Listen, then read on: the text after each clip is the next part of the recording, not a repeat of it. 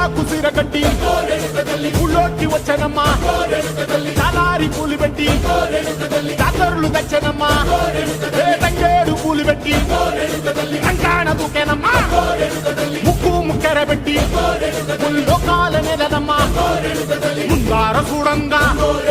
మున్నూరు కన్నులమ్మా వెనకాల చూడంగా ఏనూరు కన్నులమ్మా సాధువు సిద్ధులంతా సాగిల బట్టరమ్మా